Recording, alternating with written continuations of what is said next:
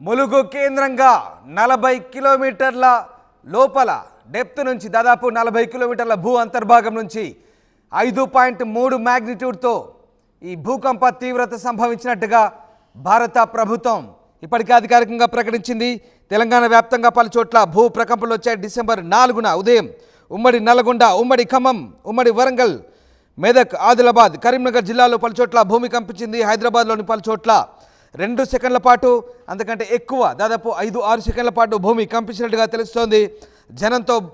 జనం భయాందోళనతో ఇళ్ల నుంచి బయటకు పరుగులు తీశారు. ములుగు కేంద్రంగా రిక్టార్ స్కేల్పై 5.3గా నమోదైనట్టు అధికారులు చెప్తున్నారు. భూమి లోపల 40 కిలోమీటర్ల నుంచి రేడియేషన్ ఉద్భవించింది.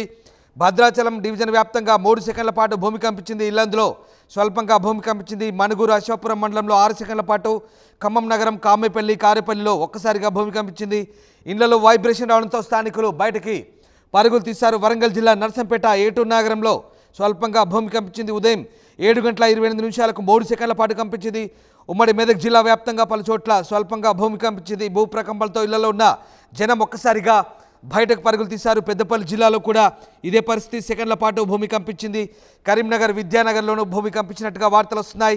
కరీంనగర్, విద్యానగర్, దుర్గమ్మగడ్డలోనూ భూమి కంపించింది. అలాగే సిరిసిల్ల జిల్లా చందుర్తి, మూడపల్లిలో స్వల్పంగా భూమి కంపించింది.